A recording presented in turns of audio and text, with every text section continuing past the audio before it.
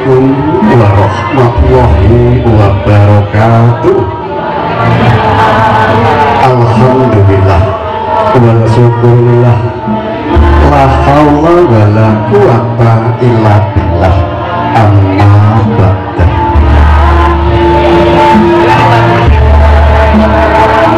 Rahmat tentrem rahayu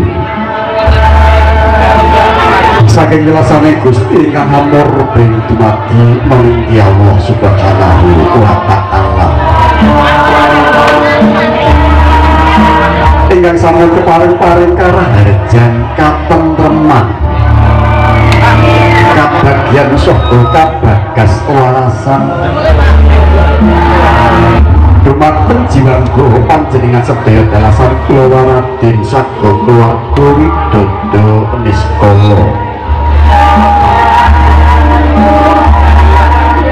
satemah anda berdaya panaribu ingkang tumedhak tumanduk lumin turu muntur lumintir miwah lumantar kamodasih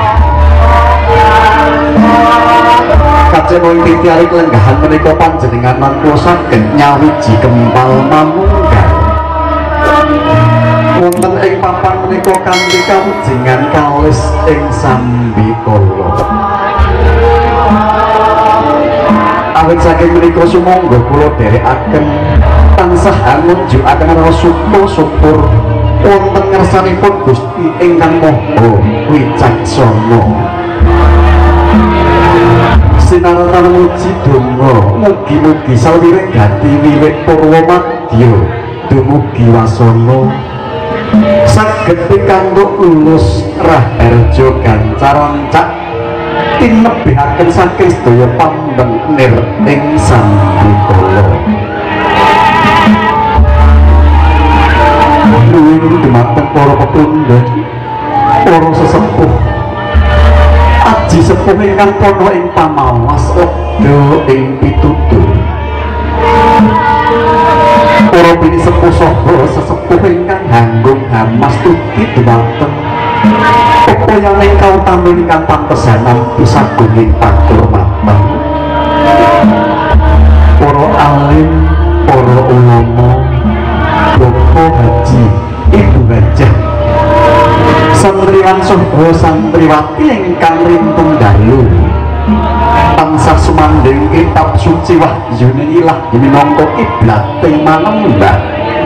ingkang satu huruf uring budi para panembang-panembate praja satriyaning negari minangka panembang pandhane kawula dase ingkang kinambetan sanjaring para tamu kakung saha putri ingkang winantu ing suka basuki meninggih kepareng nampa swaha gempil kamardhikan panjenengan sedaya ingkang kapenggene ca sekeca lawan pangandikan meninggih prodhapawet saking paringipun pepunden kula Bapak Rusdi Ibu Siti Sumiati ingkang sampun hanepi darmane ngasepuh angrakit sekar cempaka mulya amliwah Sutama Hargya Siwi putri kinasih ingkang sinambak ing Wangidyah Ayu Umi Rosalia ingkang badhe kajatu krama dening Bagus Arwani putra jaluripun Bapak Sutawa Ibu Sri Mustiah ingkang pindhalan saking Desa Cambak Duka Nagrek RT Tunggal RW 8 Kecamatan Tlaga kula ingkang kapiji gati minangka pambiyara kepareng ngaturaken urut cening tata adicara pawinahan dalam panghargyan ing kelenggahan menika wondene tata cara ingkang badhe lumadi titikan kelenggahan menika ingkang sepisan inggih pambuka paripurna binuka ing mangke kalajengaken tata cara wisuda rama kanthi sapataning agami saha negari ingkang badhe dipun pratikesaken saking petugas kantor urusan agama Kecamatan Tlaga Ruma paripurna wisuda krama utawi ijab kabul ing mangke kalajengaken panggih penganten kanthi gagrag Surakarta dadi ningrat ingkang badhe dipun pratitisaken kadang kinasih saking Sanggaryas Mbak Diah make up ingkang mejil saking Pati. Paripurna panggih pengantin ing mangke gelar foto keprabon utawi gelar foto pinilih. Paripurna pengantin kekalih gelar foto ing mangke kalajengaken santun busana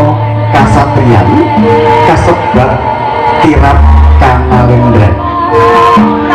Tumuli wedaring pangandikan pasrah sanggan saha pengantin kapung saking keluarga Bapak Sutowo Ibu Sri Mustiah ing mangke badhe dipun sangkami dening Bapak Ustaz Muhammad Ali Mustopo Murtopo.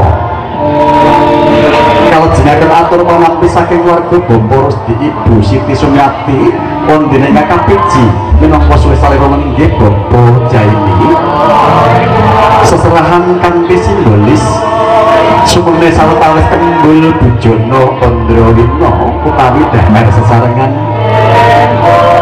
pondene paripurna penganten kekalih ing mangke anggenipun santun busana kasatriyan tumuli gelar sungging utawi gelar foto keluarga saha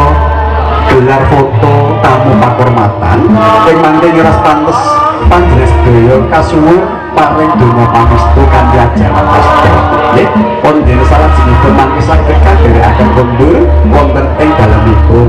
sowan-sowan. Pondene ingkang pungkasan ing mangke badhe katutup kanthi waosan.